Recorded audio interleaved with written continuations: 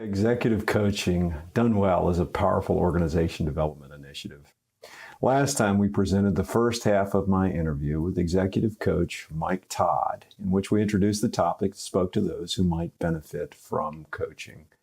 In the second half of our interview, we speak to the OD professional and provide process tips, skills, and tools that you can use as you develop or seek to enhance your coaching practice. Let's get started.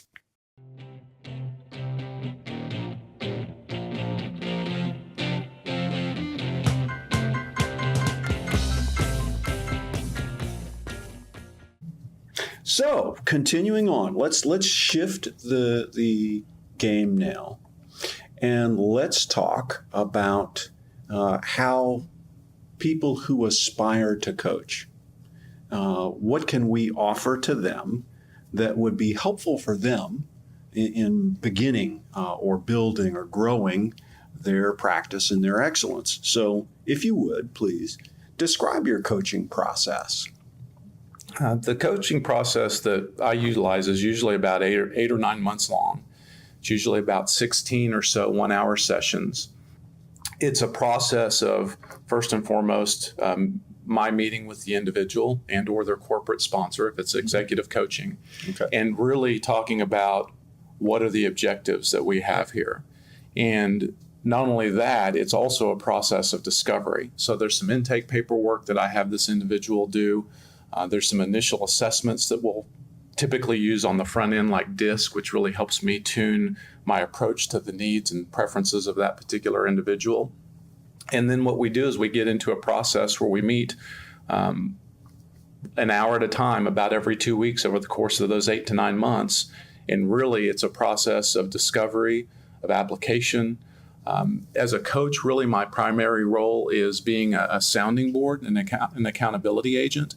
So if you're going to move into coaching, really, you need to develop a process that fits you and your style, as well as the style of the individual with which you're working. So one thing I will say, and I was reminded, so Mike, I was part of Learning Unlimited before Mike Todd began his journey in executive coaching. And when he relayed that, I think it was at my very first company retreat, 2011. Mike says, I do okay with this sales thing. That's what he did most of the time. Mm-hmm. But what I'd really like to do is I'd really like to coach. And at the time, that struck me as brilliant and insightful because Mike Todd, and I've told this to people in training courses before, you may be the best listener I have ever experienced in anyone. Which brings me back to the point, while there are different stylistic options that you just mentioned that a good coach can use, and it needs to fit me, I think a primary skill is the ability to ask really good open questions and then to listen. Mm-hmm. So I think you do that superbly. What other skills are kind of part and parcel you just need to have if you're going to be a coach? Well, I appreciate you bringing out the listening piece because that is huge. You have to listen relentlessly to the needs of your client. I would also say in that process of listening, you also have to be able to constantly have the scales working in terms of making judgment and really taking in this information and saying, okay, is this individual really being honest with himself or with herself? You really get to know somebody pretty well, and there's a degree to which self-deception can occur. We don't always tell ourselves the truth. We believe certain things about ourselves from time to time that just aren't true. Okay. And so that's one of the things too. You have to be willing to raise your hand or raise a flag when you start to see themes or ideas or challenges that frequently pop up with an individual that may seem out of sorts or untrue, and you have to have a strong relationship where you can have that conversation with them, but you also have to have that kind of critical eye that can pick up on some of those nuances, because a lot of times it's those little things that if somebody starts to see themselves more clearly, then they can behave more authentically, they can get greater results, and that's another big part of coaching. Okay, super. So I heard listening, judgment, kind of critical analysis on the fly, as you would, and the ability to diplomatically but clearly hold someone accountable or present, hey, here's what I'm actually hearing and thinking as we go through this dialogue together. So, skills. Did I get that Yes. fairly right? Okay. Yeah. So tell me about particular tools. If I wanted to start, or let's say I'm internal, we're going to develop coaching as part of our organization, and our HR business partners are going to serve as coaches. So what kind of tools, resources would they want to have at hand or present to their clients as a way to help that self-discovery and growth? Okay.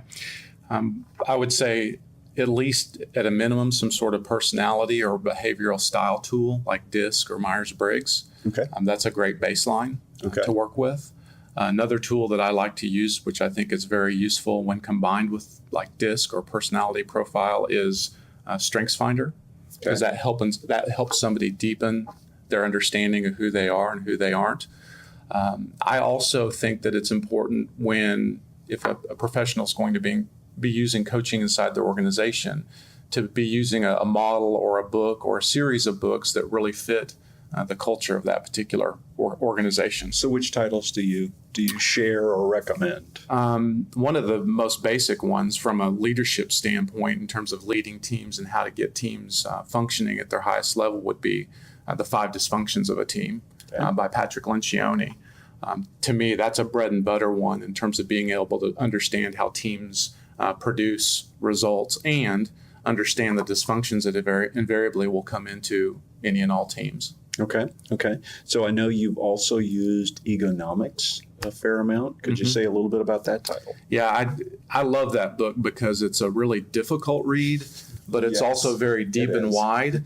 It's not one of those books like a Lencioni book that's quick and easy to read through, but it covers the gamut of all the different challenges that you will see leaders face, both within themselves and within their direct reports.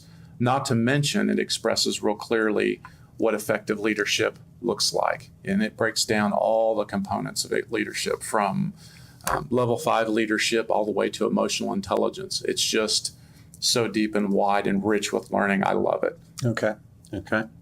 So, any other advice as we bring this through to a close? If you were talking to a company that wanted to develop a coaching program, or you were talking to, I'm gonna give you too broad. You might have to have two separate answers here. Or you're talking to an individual who is beginning to develop coaching. Perhaps they're a trainer already or a facilitator and have a similar role, but they want to step into the coaching arena. What advice would you give to anyone, internal or external, who's new at this game to help them be successful? I think it would start with doing it, actually moving into it and just doing it. Practice with somebody that you know. And perhaps I'd step back before that and first and foremost ask yourself the question, why do I want to coach? What is my motivation?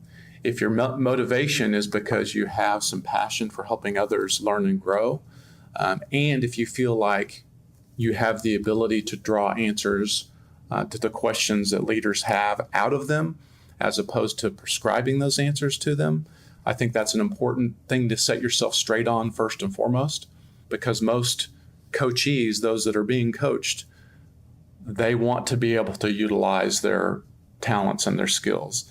And frequently, executive types especially don't like to be told what to do, nor do they respond particularly well. And I'm not sure that you can get to a level of coaching that you can know that individual better than they know themselves. Okay. So that's a key watch out. But I'd just say that the real advice is just to get in there and coach somebody. Find somebody that's willing to go through a process. Build yourself a basic frame that has certain tools and assessments that you want to cover along the way, but then tailor the process with the individual as you go so that it really fits and suits their needs. Because I find it surprising to me as a coach how I will frequently give somebody a tool or assessment and think that I in the back of my mind might have an idea for where they're going to use this tool or where the insight's going to be. And frequently the insight isn't where I thought it would be. People frequently will see things differently in the various assessments and texts than you can ever imagine. So part of the coaching process is, not only getting into it, but just remaining open to what surprises will be along the way, because there'll be many of them, not only for you as the coach, but also for the person that's being coached. Excellent. Well, thank you very much, Mike Todd. Much appreciated. I will have Mike's information in the transcription below, and if you're watching this on my YouTube channel, I'll have it in the comments section. I know Mike is a giver, so if you have questions about coaching and want to talk to someone who has been doing this at a very high level for quite a number of years, reach out to him. He'd Please welcome do. that. I am at your service. Yes. All righty. Thank you, Mike. Yeah, appreciate the time, Rob. Thank you. Mm-hmm. Thanks for watching the second half of my interview with Mike Todd, Executive Coach with Learning Unlimited. One additional component which you should consider is some form of robust 360 assessment tool. I prefer the Center for Creative Leadership's Benchmarks assessment. It is the most widely used 360 in the world and hence backed by the most current and ongoing research. It yields powerful insights when used as part of a well-designed coaching program. Find out more about the benchmark assessment at the center's website, www.ccl.org. As a certified user and facilitator of the benchmarks assessment, I'm happy to answer your questions as well. And no, I don't sell the tool and I don't get anything for this plug. I'm just sharing my best tips with you, what I found that actually works. Find Mike Todd's info below. Many thanks to him and the good folks at Learning Unlimited. Reach out to either of us if you want to talk more about executive coaching or if we can be of help in any other way. Please hit the subscribe button below if you like the content. Until next time, be well.